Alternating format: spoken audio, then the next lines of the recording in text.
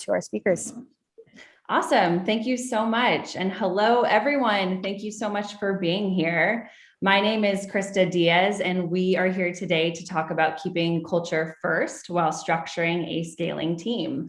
I know this is a challenge that many businesses go through. I'm sure many of you in the room are facing today. And myself and my colleague Dave both have personal experience with this very, challenging stage of growth. So we're excited to be here. Thank you so much for having us, and we'll share just a bit about our perspectives.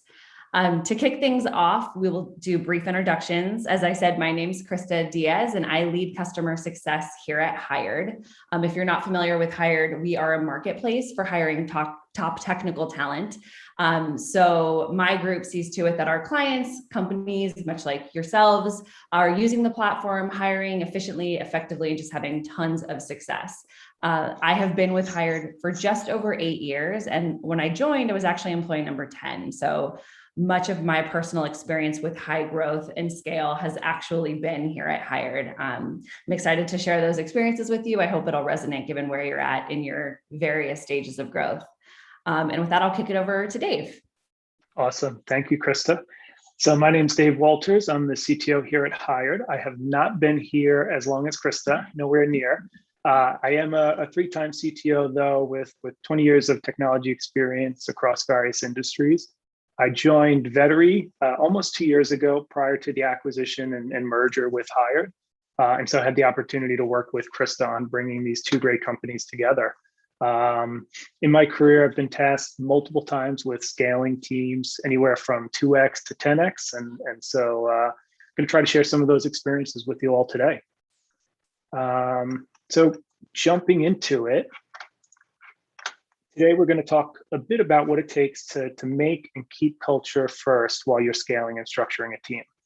Many of you, like Christa and myself, are either going through or have gone through the struggles of scaling a team and some of the challenges that come with that. One of the key challenges is how that growth can affect your culture.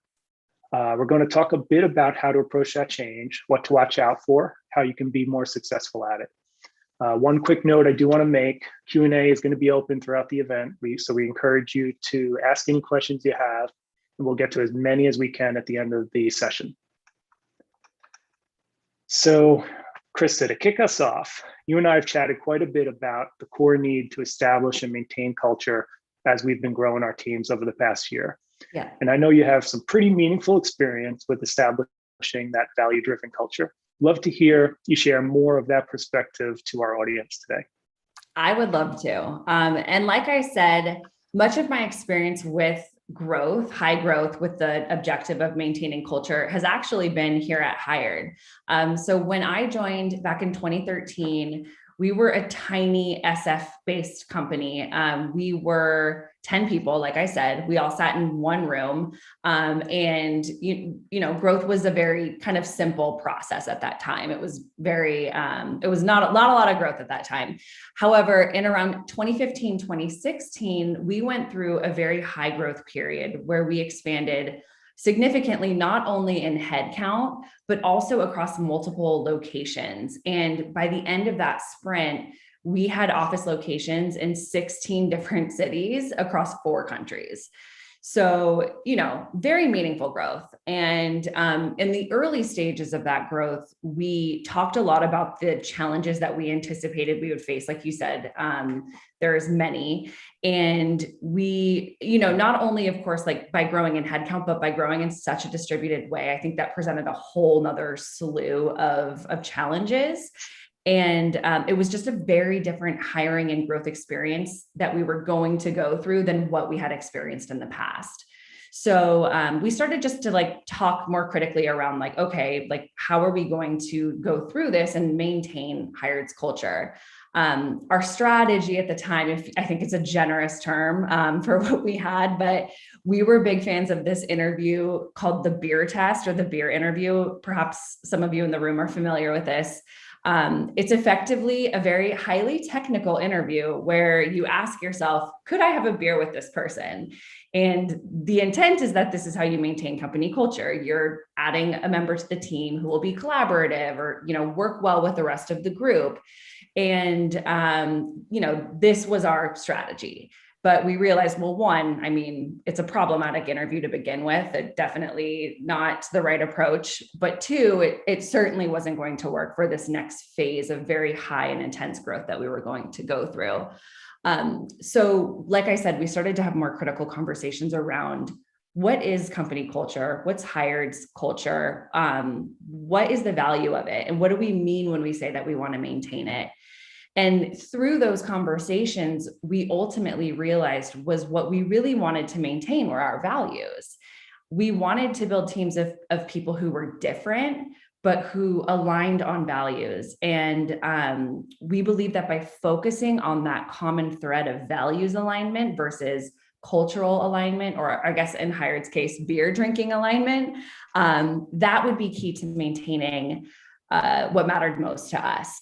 And through that, in the end, it really enabled us to grow our team in a way that was much more thoughtful, more equitable. It yielded more diverse teams. It was consistent. Like I said, we were in all these different office locations, but we had a consistent process. And it ultimately allowed us to build a team that aligned with what mattered most to Hired. So I wanted to share that distinction because I really do believe it has been key to maintaining culture at Hired. It was back then and it still is today.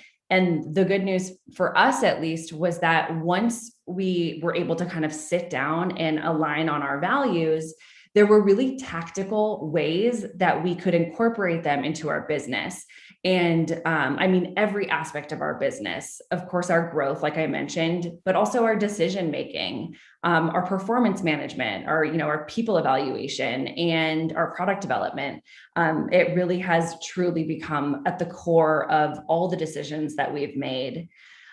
So I actually thought, Dave, if you'll go to the next slide, I wanted to share what those values were just to kind of put this in perspective. And in the interest of time, I won't spend too much time, but I will read them. We raise the bar. We think big and hustle. We are a people-first organization. We believe that transparency builds trust. We know that there is strength through inclusion, and we are one team working toward one dream.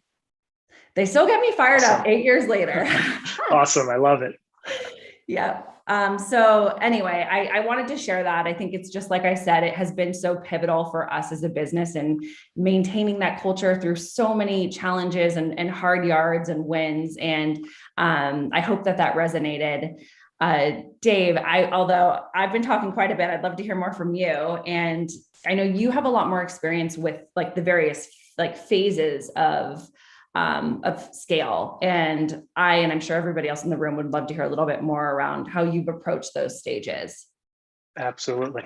And first, let me say with this pandemic, I'm still waiting to have a chance to have a beer test interview with you. Hopefully one day it allows us to be in the same room together. I think you'll pass. Yeah, I hope so. Too late anyway. All right. So I like to think about scaling a team in terms of, let me advance the slide here, in terms of three core phases. You have your prep work, you have your execution, and you have your onboarding phase. In your prep work phase, first and foremost, I advise everybody understand why you are growing, what it is that is driving that growth so that you can focus on the right outcomes.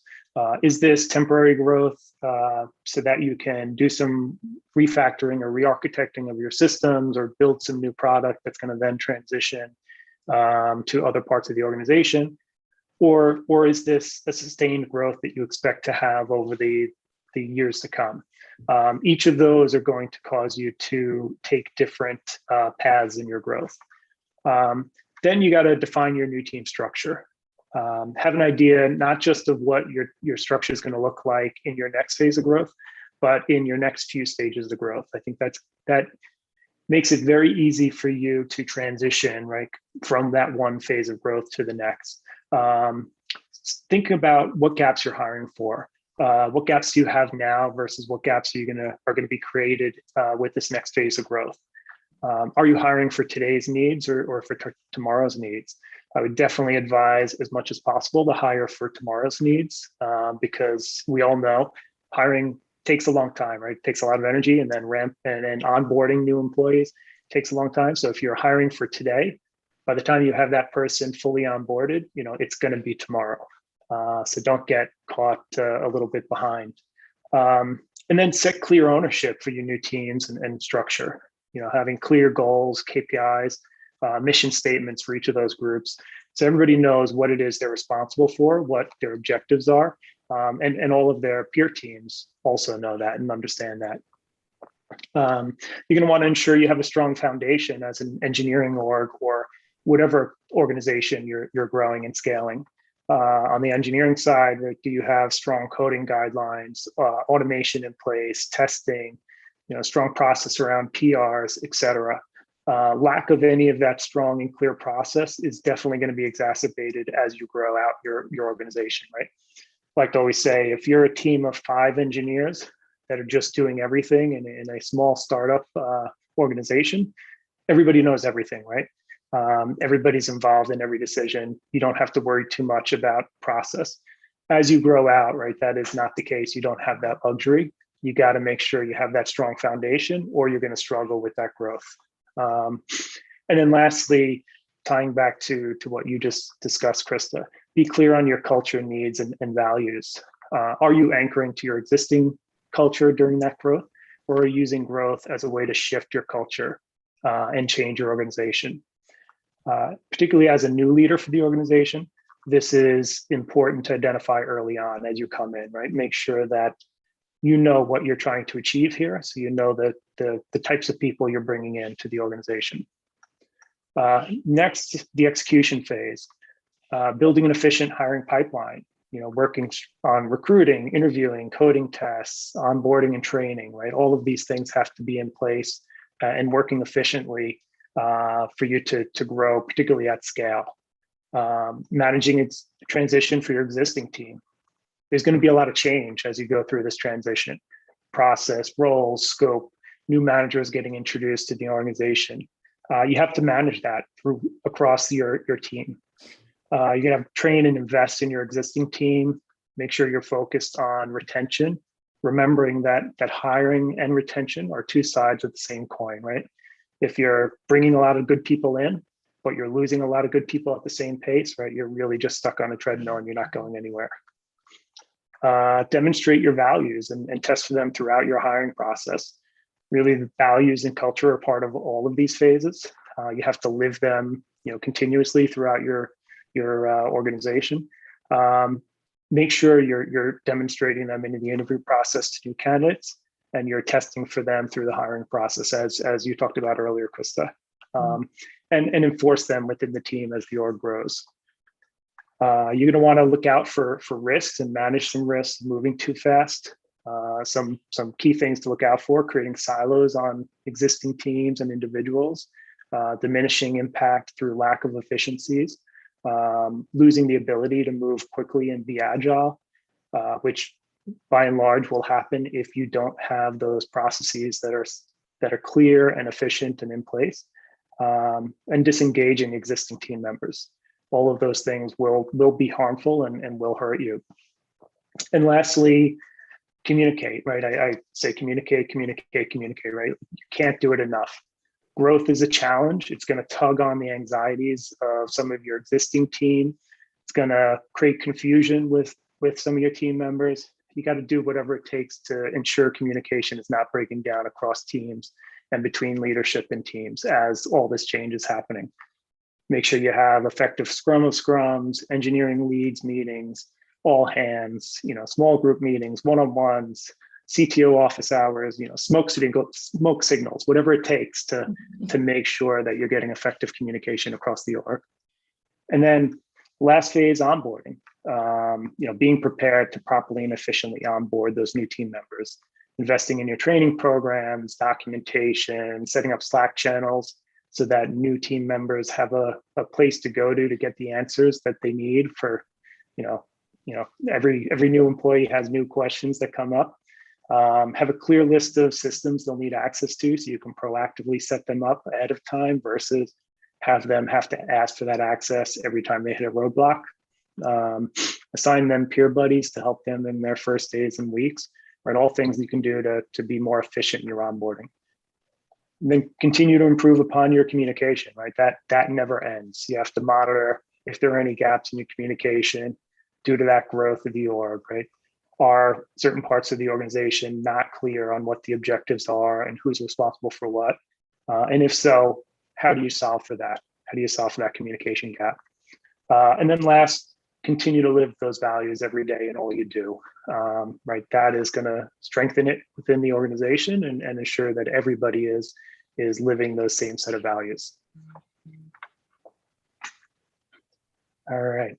Awesome. Christa, I'm going to kick it back off to you. Yeah. And thank you so much, Dave. So such wonderful insight. And your last comment on living values is just something that resonates with me so deeply and has been just at the core of my strategy of demonstrating values and, holding my colleagues to the same standard. So quickly on the next slide, just want to summarize, there are 3 main points that we hope that you'll take away from this, and then we'll get into the Q&A.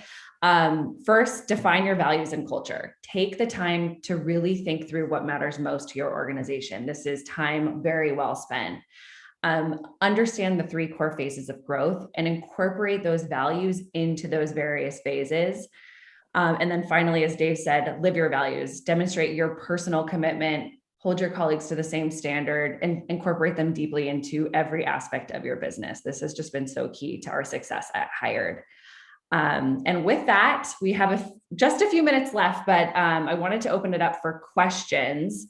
I did see one that I thought would be great to spend some time on. Do you use any kind of values assessment, like a personality test, but for values, to see what candidates really care about versus what they say they care about to get the job? Great question. And I wanted to share what we did at Hired because it was a very effective strategy. So once we had aligned on our values, which we shared, we built a values committee. And this was a collection of team members across the entire organization who were certified in this values interview. And what we did was we created standardized questions that we would ask every single candidate, no matter what role they were interviewing for, if it was a technical role or a sales role or administrative role. Every candidate went through this interview process. And it was, again, administered by somebody on this committee. And the great thing about it was that it just provided this very consistent interview process where we were able to kind of very fairly and equitably evaluate, is this candidate aligned with our values? That was a great strategy for us and just has worked very well. And again, finding culture adds and values alignment.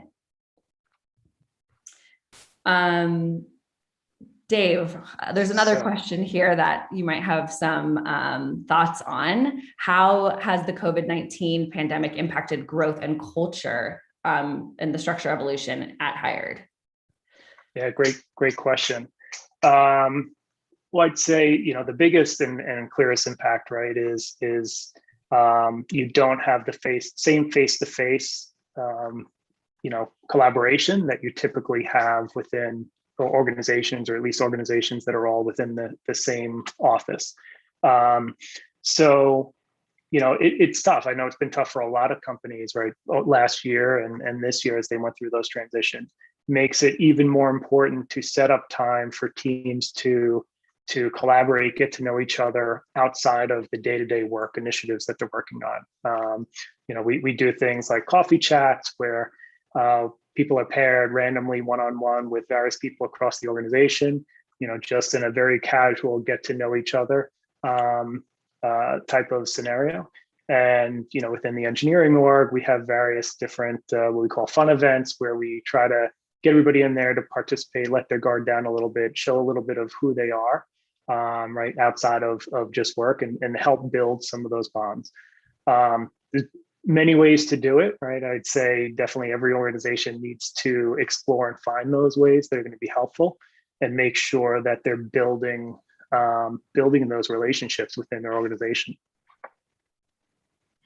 All right, great. So we are actually right here on time. Thank you so much to Christa and Dave for a great session. And we have a lot of other great content rolling through the rest of the day. So we will see everyone around.